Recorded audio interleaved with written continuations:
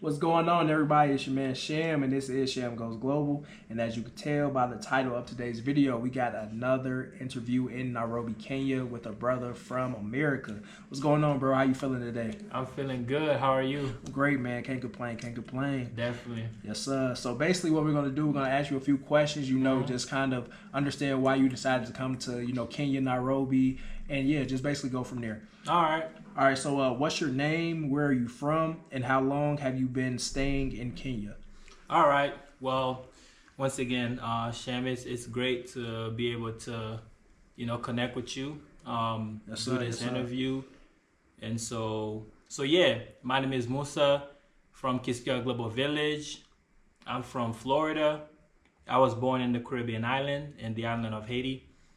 But I grew up in the States. So okay, so you would classify yourself as Haitian American? Well, I'm Haitian American. Okay. Yeah. Okay, cool. So yeah, how long have you been here in Kenya? I'm not living in Kenya per se. I'm a traveler. Traveling as a tourist in Nairobi, in Kenya, in Africa. Actually, before coming into Kenya, I spent some time in West Africa. In Senegal, in the Gambia, in Egypt. Nice. And then I chose to come to Kenya. Then I was in Dar es Salaam, Tanzania. I spent some time there too. But I think Nairobi sort of became a traveling destination for me. And so, I mean, they have everything that I feel like I'm looking for just in terms of lifestyle as a traveler. They have the safaris, which I like. I'm a animal lover. I like nature. Okay. They have the beaches, right. Mombasa. It's a vibe. It's a vibe. Nyali, Diani. I've been out there. And then also Nairobi. You feel me? It's a thriving city, full of life, daytime life, nightlife. And so I feel like Kenya gives me, I would say, the best of. Like if I was to put the island and then the highlands all in one, that's Kenya. Right, you know what I mean? Got you. So, like for example, living in the States, though I grew up in Florida, I've lived in Tennessee, I've lived in Georgia, like on the upper hills, the Blue Ridge Mountains, around Tennessee, Knoxville. I've lived there, around South Carolina. So I like the weather, you know what I mean? It's not like the always constant tropical. But if I want that tropical vibe, right, not too far away. It's not too far away. It's just one train ride to Mombasa, and I'm there. Right. So that's why I really like Kenya. Okay, cool. So just being from the diaspora, right? So you say you're from Haiti originally. And me being Black American, and I know a lot of people that are watching are Black Americans. Yeah. What made it, or what was that spark in you, right, as a Haitian American to want to visit Africa just in general, Yeah, I mean, I don't know. I've always heard about Africa. Of course, I think many of us, our introduction to Africa was through what they call the slave trade. So many of us, through our education, even, like I said, growing up in the States, I've been in America since the 5th grade. Okay. To give context. Right. So, throughout our education and history class, middle school, high school, you kind of faintly hear about Africa, but it's not in the proper context in terms of the greatness of what Africa is. Right. Until when I literally, I would say, became of age and I started really studying on my own. Then I started learning about Egypt, the pharaohs, the different dynasties, then going into the different cultures of West Africa. I've had Nigerian friends. When I was in high school, one of my best friends was Nigerian. And so, and then I was introduced to Kenya through some of my friends in Minnesota, because there's a lot of Kenyans out there in Minnesota. So I went out there. So, and then like just by social media, you know what I mean? I became more aware of what was going on. And there's another guy, he's a YouTuber Walter Maya. Yeah, everybody knows Walter Maya. Yeah. You know what I mean? Yeah, like he's huge. You feel me? Like he will publish a lot of stuff. And so then, like, in recent times, I decided that I wanted to come to Africa. So around 2023, the end of 2023, I began my journey here from West Africa now to East Africa. Okay. So, so you said Kenya. Was Kenya your first African country, or you been? No. So you say you've been to the West, right? Yeah. And all those Morocco was my first African country. Okay. Then Senegal. Okay. The Gambia. Okay. Egypt. Right. Then I came to Kenya. Right. Okay. So, being that you've been to all those other spots first, right? What was your first impressions of Kenya compared to other African countries that you've been to? Okay. Man, that's a great. I would say the youthful energy. I feel like, I have not been everywhere. So maybe, I'm just going to say maybe when I go to like Ghana or maybe South Africa, I may find something there that I have not found in Kenya. Okay. But I would say, to make a comparison with the countries that I've been to, I would say it's just the youthful energy. You know what I mean? Like, I'm a young man, full of life. Right. And Nairobi, Kenya is that. Yeah. Like, you know what I mean? Yeah. Like, it's that energy. It's just, it is that energy. It's different. Definitely. Like, I've been to Dar es Salaam. Like, I've been to Tanzania. Tanzania's great in terms of even tourism. Their tourism is bigger than Kenya. Like Zanzibar. Like, I've been to Zanzibar. But it doesn't feel the same. Right. But guess what? Tanzanian cook way better than Kenyan. I'm sorry. They're going to eat you up for this one. They will. But they know it though. Like my Kenyan friends, they know Tanzanians have a good flavor, especially with the fish. That samaki hits different when you're on the coast of Dar es Salaam. Okay. But if I was to make a global comparison as far as everything, they don't have that youthful energy that Nairobi has. Right. And so I think for me, that's what keeps me here, is just like, you know what I mean? Yeah. Okay. So basically you saying that the overall vibe of Kenya is just like youthful. It's very and it's up and coming. And that's the thing that I feel like a lot of people, especially in their like mid to late 20s, early 30s, are still like into, Right. Moving on to the next question. How was your visa and e-visa process, and how long did it take for you to get it? Okay. So when it comes to getting a visa, e-visa to travel as a tourist, I don't know, it may be different for everyone depending on your country of origin, like where you're coming from. Some countries may be visa free. Other countries, you may have to apply for a visa, but the approval may not be the same. It depends on your passport. But I would say, as an American, traveling with an American passport, you just have to go to the Kenyan official website, and then you put in the type of visa that you want. They have different types based on your needs and under the status that you're traveling as. And so I'm traveling as a tourist. Like I said, I'm not living in Kenya as a resident. So I'm traveling as a tourist, so it's different. So my visa is generally a 3-month, 90-day visa. And when those 3 months are over, then I will leave the entire region of East Africa, or they do have the option to extend your 3-month visa for another 3 months, which would be 3 months from the time that you get approved for the extension. Okay. And so that's the process as a tourist. Okay. Yeah. So are you familiar with the 5-year? That's what I'm on now, the 5-year visa. So basically, you know how to get it though, right? I'm assuming. Yeah. Okay. I mean, like I said, they do have those different options. Yeah. 5-year, 90 days, 90 days and all that. So it just depends on like I say, your status as an individual. And that's very important because, you know, for someone who's traveling, you want to be aware of your status, how you're traveling. So that way, you know, you can, if you want to make that your traveling destination, you're able to, you know, continue to travel in that country. Right.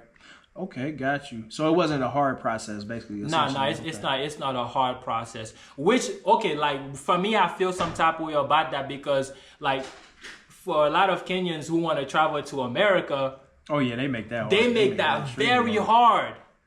You know what I mean? Yeah. And so to me, I feel like they should be able to travel to America as easy as an American is traveling to Kenya. That's just my opinion. Yeah. But, you know. Right. And I feel like it's somewhat to do with, you know, the guy that we got in the office, you know, he's kind of making it harder and all of that, but we ain't gonna touch too much on that part. Yeah, definitely. But so how was the flight to Kenya? So did you fly directly from like another country or did you fly from America to Kenya? Yeah, let me tell you, the flight to Kenya. Now, Kenya do have a direct flight, but I think it's from out of New York City. Yeah. So you could take Kenya Airways direct out of New York City to Nairobi. I'm not one of those long rangers. That's a 13-hour flight. Yeah, trust me, I know. I know. Now, I've done 13-hour flights from Saudi Arabia to DC. I mean, it was all right. If I had the choice to cut my direct flight, I would. So that's what I did. So I flew from the States to Europe, Netherlands, Amsterdam, and then from Amsterdam, I came to Nairobi. So I cut my flight. It's like 8 hour. Oh, okay. So yeah, that wasn't 7 hours, 8 hours. You know what I mean? So it's cool. But I mean, push come to shove, you know. It depends. If you want to do a direct flight to Nairobi from New York City, be my guest. Right, yeah, that is a long flight. Like even me, I just came off a 14-hour flight from New York, and I'm telling you, it's one of those. Did direct flight? Yeah, I typically always do direct flights because I hate layovers in international airports. Damn. But it's like this time around, I'm starting to think either I need to do a stop somewhere, like in Europe or whatever, or I need to get like a seat that's like at an emergency with like leg room, or something first class or something. Because man, it's and you did Kenya Airways? Yeah, Kenya direct? Airways. Oh my gosh. Yep, Kenya Airways direct. Yes, sir. Yeah, listen, I looked at that flight. I'm like, hell no, I'm not gonna put myself through that. Yeah, it's one of those. It's brutal, man. It's brutal. Unless you do like you said, extra leg room. Everything, you got your neck cushions. Right. You set yourself up perfect. Yeah, you'll be good. Then you'll be good. Yeah. So I know you said previously in this interview that you really like the vibe of Kenya is youthful, right? But what was your first impressions of Kenya? Like just getting off that plane and coming to Kenya for the first time, what was your perception and what did you think of, the people, the vibe, the atmosphere in like those first couple days of being in Kenya? Okay. Well, I mean, Kenya was not my first African destination, like my first country. So I was already being familiar with just the vibe in Africa. Okay, here's the thing. Every country in Africa is different, but I feel like there is a unique oneness energy within the continent itself. Okay, I get you. So coming into Kenya, it wasn't a culture shock as far as being in Africa, because I was already in Africa at least for a year and a half. Before I came into Kenya. Right. So there wasn't much in terms of a culture shock per se, but in terms of like my first impression, I don't know, I just felt, I don't know, I felt at home, really. But the time when I came though, it was in May of 2024, so it was Mandamanos, during the protests. Right. That was the time period that I came. So it was like very different in terms of that, because I had never experienced like full force, like divide within a country in Africa at that time. So that was the difference in terms of that. But then I'm glad that I actually came to Kenya during that time, because I felt like I learned so much just in terms of like I said, the youth within Kenya, like what they're looking for, their desires, you know, the desire for a better future in terms of that. Like, you know, I got to learn a lot during the time when I came doing Mandamanos. And I'm like, man, if I can be in Kenya during the hard time, right, then smooth sailing another time. So more power to Kenya. Okay. So for people that may be watching, that may be coming to Kenya for the first time, right? They may not know exactly where to stay. They might just book an Airbnb just off of, okay, it looks nice, but as we know, sometimes a place could look nice, but it might be in an area that's kind of, you know, sketchy. Yeah. So where would you say are the best areas for foreigners to stay when they come to Kenya? Okay. Once again, that question is just based on your personal preference. If you're someone who's looking for the coast vibe at the beach, Nyali Diani, you know what I mean? If you're looking for, I would say like those safaris type, then, you know, Eldoret, be out there, Masai Mara, if you're into those type of vibes. But if you're wanting to be in the city and you want to come into Nairobi, definitely I would recommend like by the airport area. Like when I first came, I stayed at Gateway, you know, closer to the airport, Gateway. Right. And then I went into Embakasi, but it just depends. It depends on your vibe. Right. And then later on, I actually went way on the outskirts. I had like one of my friends who linked me up with a tourism company, and then, but they were based in Kikuyu. So I stayed in Kikuyu town, because that's where like my lodging was with that tourism company. So I was out there in Kikuyu town, which is different from the city of Nairobi. Right, absolutely. But I'm like that, you know what I mean? Like, I can be in the village one day, then I can be in the city the next day. Right. So it depends. Well balanced. Yeah. And then, of course, you got Karen, Kilimani, Kileleshwa. So it just depends on what you're looking for. How was your experience in Kenya as a black man compared to being black in America? Okay, how's my experience in Kenya as a black man and compared to being black in America? Okay, well, I would say in Kenya, there's really, once again, I mean, damn near all of Africa is black. Right. So, and I'm dark skinned at that. So really, people don't really see a difference until maybe I may talk. Right. Then they might hear my accent. Then they may ask me like, okay, where are you from? Because automatically they know this is not a typical Kenyan accent. Right. But if you were to put me in the room with a whole bunch of people, and there wouldn't really be much of a difference in terms of the phenotypes. Like most Kenyans tend to confuse me to be Nigerian though.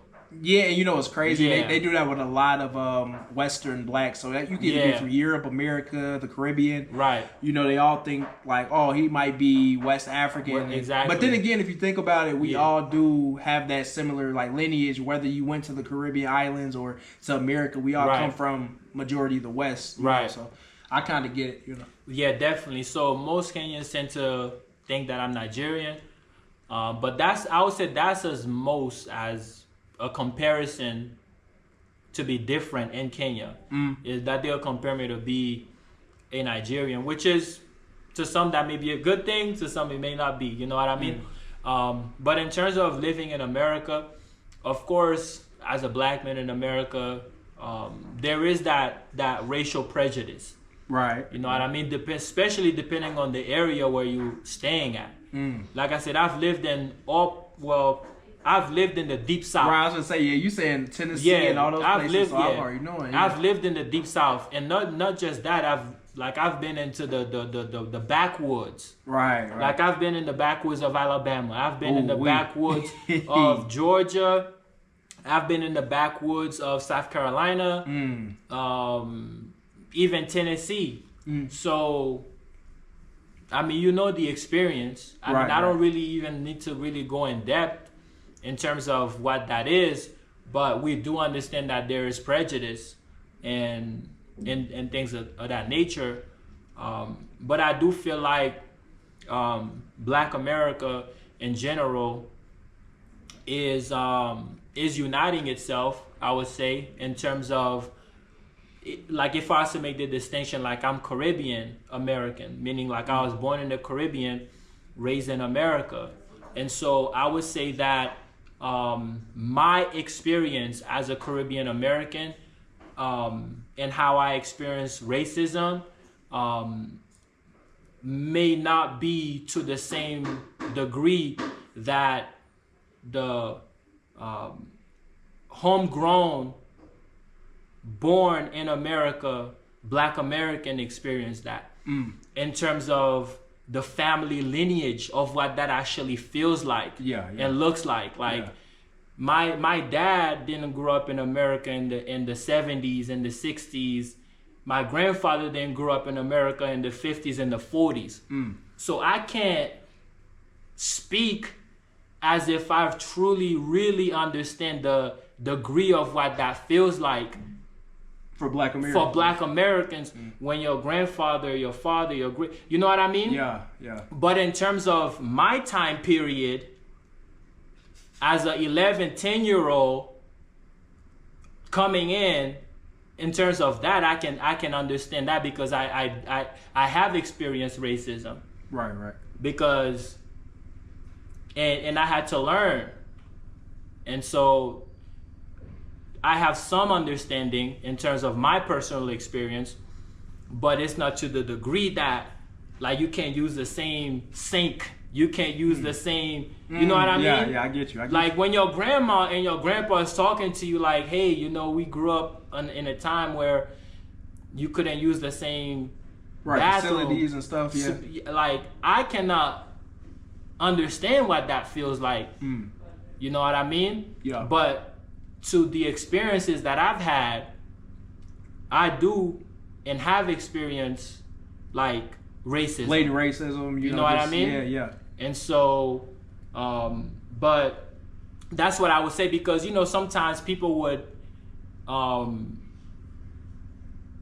when they hear like someone, like a Black person outside of America talking on racism, a lot of people sometimes may feel like, oh, you're not qualified to maybe talk about that topic, because they feel like someone from maybe the Caribbean islands or maybe another African coming into America, they may feel like, oh, this person is not qualified to speak on that subject, which I do agree with that sentiment in terms of the longevity of what the experience is.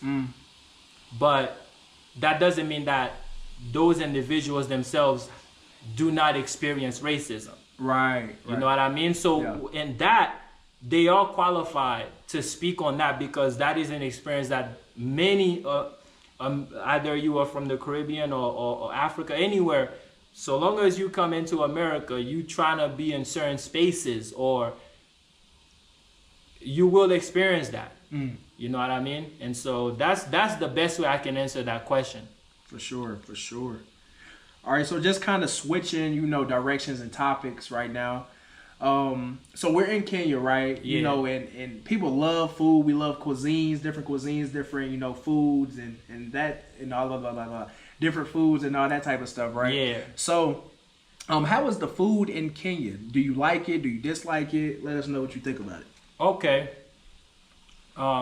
Should I go in right now? Yeah, go into ahead. That? Okay. How is the food in Kenya? Now, when I first came into Kenya, I had to get used to the flavor because, like I said, every country has a unique flavor of the food. And so I would say when I first came, it was a little hard for me. Like, because I didn't really know how to eat ugali. Oh my God. Like, I didn't know how to eat ugali. You know what I mean? Yeah. I had to learn that ugali, like, you don't really eat it by itself. Right, you can't. That'd be bland. torture. That'd be torture to you. It'll be torture. So and then on top of that, I had to learn, like, ugali, you gotta eat it with, there are certain foods that you gotta eat it with to really get the flavor. Yeah. So I would say when I first came, it was difficult, but now, listen, I'm eating everything. I eat githeri. Githeri is one of my favorite Kenyan foods. I eat mokimo. Okay. Now with ugali, I like to eat it with samaki. Okay. Mbuzi choma. Okay. So I take that ugali with the mbuzi and then throw some kachumbari on there. Kachumbari, that's the tomato sauce, whatever, tomatoes, kachumbari, some pili pili. Okay. You throw some salt. You like the chapatis as well? Chapati, yeah, but chapati is not really like Kenyan though. Chapati, I feel like that's more like chapati is a lot like of Indian influence stuff. Yeah. Same with like samosas and they love samosas out here too though. Samosas, I'm talking about like the traditional straight dish, you know what I mean? And then with the greens, they have like different greens here. I can't name all of them, but in all of them, like they have managu. I think there's one called terere. They have that. I may not be pronouncing it correctly, but I think that's how you pronounce it. They have like all these different greens, like spinach. And so yeah, I mean, but my favorite dish in Kenya has to be mbuzi choma. Okay. Real nice. Okay. Kachumbari, pili pili, salt with ugali. Now ugali comes in different. You have brown ugali, you have white ugali. Me personally, I like the brown ugali because it's more buttery. Like when you chewing on that brown more ugali, it has a flavor to it. Yeah. And that, man, that thing hits different. And so, but then you also have pilau. Oh my goodness! Like I love pilau. Yeah. Oh yes. Pilau. That's the white rice with the beef. You can have beef pilau. You can have chicken pilau. You can have mbuzi pilau. And spicy. Make it spicy. Make a little it bit real too. spicy. Yeah. Now that's. I mean, in America, we would call that brown rice. I think pilau is like Cajun rice. Yes, Cajun rice. You know what I mean? Yeah, similar. Very similar. And the other one is biryani. Biryani for me is like a sweet type of rice. The flavor. So I can't really do biryani every day. It's like once in a while when I'm like in the mood, I may have biryani, but it has to be spicy. I can't really have like biryani just like that. By itself. So yeah, those are like some of the dishes. I've tried many others, but just can't remember them right now. Okay. All right, so moving on to the next question. Yeah.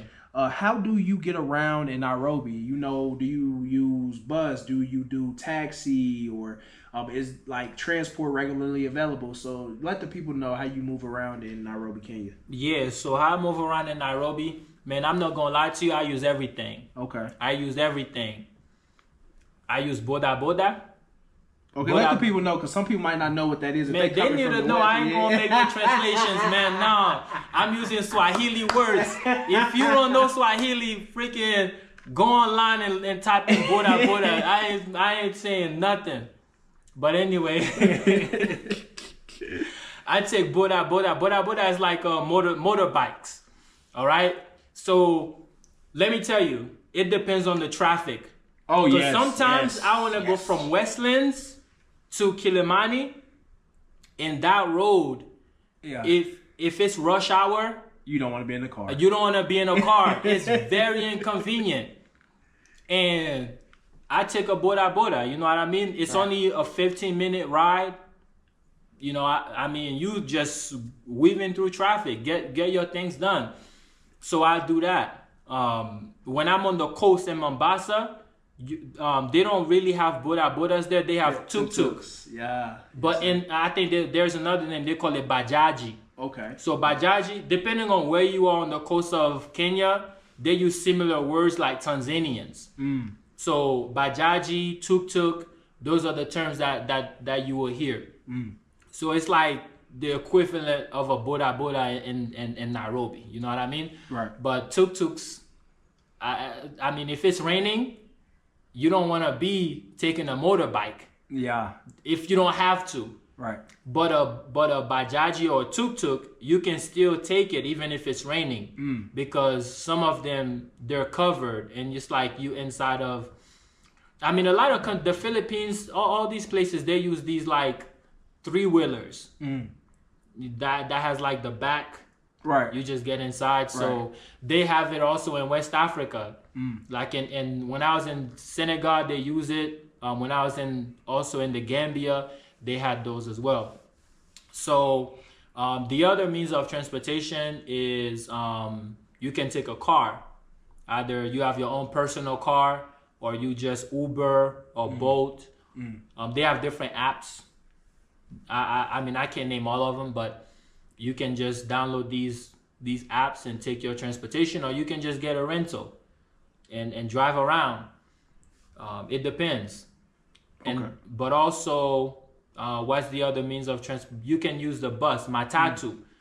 So with matatus, they have different types of matatus. They have the big ones. It's like damn near being inside of a club. Yeah, yeah. They also have the smaller ones. I've taken all types of matatus. You know what I mean? So it just depends on like what you need to use at the time you need it for what you're trying to do. So yeah. Okay. Yeah, and a lot of people probably don't know what boat is. Boat is like the equivalent of Lyft in America. And Uber is Uber, yeah. Exactly. But you can still use Uber, you know. They got Uber and Bolt, all that good stuff. Definitely. Yes, all right, so I know we've talked a lot about, the pros of Kenya, right? But of course, the good always has the bad. Is there anything that you didn't like about Kenya thus far? Okay, is there anything I didn't like about Kenya? I'm just going to say this. I feel like no matter what country you go to, you're gonna have some things where you don't necessarily like, but it's like being in a relationship. Like when you're in a relationship, you going damn near 2 years, 3 years. They ask you, is there a certain thing you don't like about the chick you with? Of course. Why you still with her then? I mean, because it's like at the end of the day, it's about the relationship and how you want to navigate through that space. Okay. And you're able to understand that at the end of the day, no one is perfect, and so you just learn how to take the good with the bad. So for an individual, they just have to come and experience it for themselves. Then they would know what they like, because what I don't like, someone else may like it. Right. And so it's kind of hard to really answer that question unless you have that experience yourself. Then you can know, okay, well, you don't like this or that. So, I mean, I haven't really seen much of dislikes. Maybe that's why I keep coming back. Right. You know what I mean? Yeah. Maybe the little things might not be so extreme to where I wouldn't want to travel here. Right. Okay. Because it's very minimal. So, but for someone else, certain things that I think are minimal may be too extreme where they wouldn't want to be here. So that's kind of like how I would answer that question. Got you. All right, so moving on to the next question. How welcoming are the Kenyan people?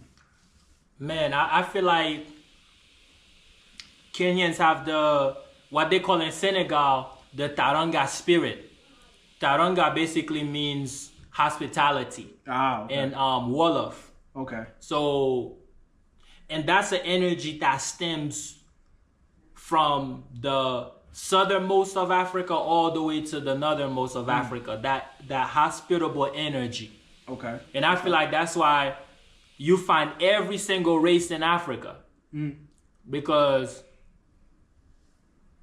Africans, no matter where around the world, they have that welcoming energy. Like, for example, when I'm in America, that southern hospitality. You feel me? Yeah. So like, can it be compared to southern hospitality? It can be compared to southern hospitality because, like I said, I've lived in Georgia, and I have some mamas in Georgia right now. Okay. They open their doors. Right. Like, you don't gotta be born from their own. Yeah, from their womb. For them to see you as their son. Right. They'll slap you across the head if you do something stupid. You know what I mean? Yeah, I get you. And I feel like that nurturing energy is in Kenya. That hospitality is there. And so they're very welcoming. And also, just in terms of business, like I said, tourism is one of the things that Kenya pride itself in. Tanzania, I feel like, gives them great competition. Yeah. But tourism, in order for your country to really be like pride itself in that, you have to have some type of hospitality, and you must be doing something right for people to want to continue to, spend money and like be part of that economy. Right. So I would say it's great. Hospitality, welcoming, all that. Okay. So I know a lot of people have been wanting to know this, right? Like I know they watch some of my videos, they watch some other content creators' videos. We make it seem so lit and it's turned up. It's like a party 24/7, right? Yeah. So for you, right, what is the nightlife like in Nairobi, Kenya? Okay. I mean, I think sometimes when people look on social media, they may think like Kenya is all about like just nightlife, but not really. It has its seasons, I think. I think December is like the peak season of nightlife. But then you also have the buffalo migration that goes on, where these wildebeests, they travel. It's like the nature. Like, you ever seen National Geographic? Yeah. Bro, the time when I came to Kenya, I went to that side where you see the buffaloes, the lions, and all that. It's like you have a literal living experience of the National Geographic. So people would think, oh, Kenya is about nightlife and getting with all these girls and all that. I just want to dispel that, because I feel like that's not the best image of the best things really that Kenya has to offer. Even though nightlife is part of that. You feel me? Like, every country has nightlife. Right. Even Senegal, which is like very, very conservative. When I say conservative, the night scene and the day scene are two different like, during the day, the women have their hijabs like at all times. But in the night, it's a different vibe. You know what I mean? Yeah. And so every country, from the most conservative to the most liberal, has a night scene. So it just depends. If you're a nightlife type of person, you like to have a good time, you'll definitely have a good time in Kenya. Okay. Yeah. So do you see yourself living in Kenya long term, or is this just another stop in your travels? Just like you say, you've been to multiple African countries. Yeah. Do you feel like Kenya is somewhere that you could settle down, start a family, or find a wife, or things of that nature? Okay, yeah. I mean, that's a good question, man. That's a good question. I mean, right now, like I said, I'm traveling as a tourist in Kenya. I've been here multiple times. And so, I mean, I don't really know. I don't know what the future holds. I feel like I still have a lot more traveling to do. Okay. I don't know if I can say that I'm willing to settle unless the opportunity comes. I don't know. Okay, like, I'm a man of faith. You know what I mean? Like, I don't know. if it's in God's plan, let me just say that if it's in God's plan for me to actually change my status to a resident, if it's possible, then I'm open to it. Okay. Because like there is definitely opportunities here. But right now, I just want to continue to explore like Kisumu, Lake Victoria, the Kenya mountains, Meru, Nakuru. Like I just want to travel everywhere, man. Take my camera and just experience the greatness of Kenya. But I don't know what the future holds. Okay. Yeah. Got you. So would you recommend other black men, in the diaspora to visit Kenya? I mean, would I recommend it? Yes. I would recommend it because I've had great experiences and I would want someone else to experience the greatness that I've experienced. In terms of that, I feel like, yes, I would recommend it. Now, if you're someone who likes to travel and you feel like you're curious about Kenya, then Karibu. Okay.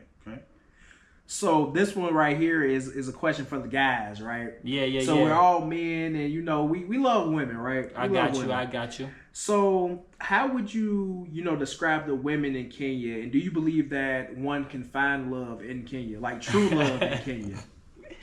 Well, does true love really exist? Oh my gosh. Let me start with that. Does true love really exist? You feel me? Yeah. But the women in Kenya, well, I would say this, because I don't wanna singularize, if that's a word, Kenyan women as if they're different from any other woman. Right, women all over the world. Because here's what I would say. Like I said, I grew up in America. I mean, I've been in America since the 5th grade. So I've had relationships in America. I've experienced relationship living in the States. And so a lot of people sometimes, they want to make it appear as if the women in America are so like terrible, negative, right. That they gotta leave. I don't subscribe to that mentality. Okay. But one thing I will say is that if you feel that being with an African woman is God's plan for you, then you can definitely find that in Kenya. Kenyan women are great. They're very feminine, very welcoming, but also they're regular like any other woman. So that means you will experience a woman in a real way, because if a woman likes you, she's gonna experience jealousy. It doesn't matter if she's a Filipino woman, if she's a freaking woman from Australia. You know what I mean? Yeah. You're gonna experience that. There are women who cheat. Yeah. Do Kenyan women cheat? Yes, Kenyan women cheat, just like any other woman. If that woman is not feeling you like that, but you got money, guess what? Gonna cheat. She gonna take some of your money and then she'll cheat on you, just like any other woman would. So I think it just depends on your vibe. Like as a man, what type of energy you coming with. Right, absolutely. That's what will determine the type of experience that you have with who you choose to be with. Right, I get you. But there is options. Absolutely, you know what I mean? Yeah. Okay, so what would you say is one misconception about Africa? In the media, they might broadcast a certain type of stereotype, like all these African people, they don't have shoes, they don't have clean water, they all live in mud huts, Yeah. What would you say, just being on the continent, traveling to multiple countries, in the past, what would you say you've seen in your travels that was completely, false when it comes to what people may think of Africa? Yeah, I mean, okay, let me say this, right? I think when I first started traveling, my family, they never traveled to Africa. So they thought, oh, be careful. Like, they think it's a village. Yeah. They think all of Africa is a village. Until I started sharing my videos, showing them the places that I frequent, then it's like, oh, okay, this is Africa. Now I actually have one of my aunts. Recently I posted something and she's like, oh, I told you I wanted to go to Africa with you. You know what I mean? So like, I feel like my family are now starting to really understand what's going on. Like, you know, the type of vibe, because back in the days before social media, you would watch these commercials about these hungry children and you need to send a donation. And so I feel like Africa has been exploited in a lot of ways, because a lot of these companies, non-profit companies, even for-profit, a lot of special interests. They put this image out there, even the time before social media, and so people had this, I want to come to Africa to save Africa type of mentality. Yeah. Where it's like, oh, these people are not, they need this, they need that. I mean, some of the best tailors are in Africa. I don't think Africa needs secondhand clothes. Some of the best fashion designers come from Africa. Like when I was in Senegal, in the west side of Africa, Gambia, I went to some fashion shows. The different styles and pieces that they're able to put together is on a different level. But that's regular. Do you know, in the Gambia, they have tailor shops. Literally in almost every corner. Most people there, a lot of the clothes that they wear is tailored. Meaning they tailor their clothes. That's the type of pride they have in fashion and lifestyle. You see that, I think in Benin or Sierra Leone, they have this term called sappers. Sappers, it's like being dapper. You know what I mean? They pride themselves in that dapper, like putting it together. So I think people really need to dispel that mentality, like Africa is this living in mud huts and all that. You know what I mean? Because not all that. But even then, these type of houses, because I've visited the village, and what people would look from the outside as mud huts, these tiny houses actually built with some of the best technologies. Absolutely. And you know what? Yeah. Just to touch on what you just said, I've seen like some videos on either TikTok or Instagram Reels where it's like the outside will look like a hut or something. Then you go inside, it looks like a mansion. You know what I'm saying? So yeah. I get they put technology, but not just that. Like the type of mud and how they design these houses. If it's extreme hot inside the house, it's cool. If it's extreme cold inside the house, it keeps warm.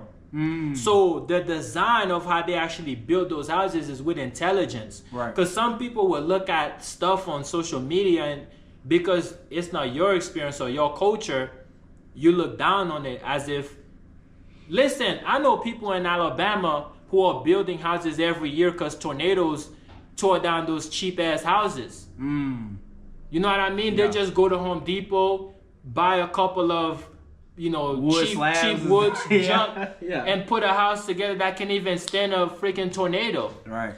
But these same people will look at a house in the village and laugh at it. But their house is built way better than yours. Yeah.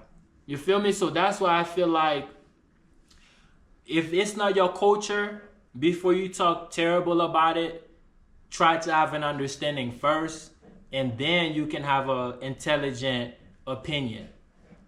Absolutely.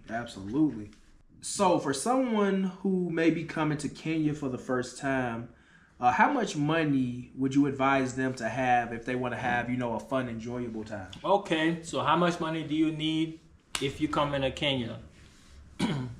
Okay, how can I explain this?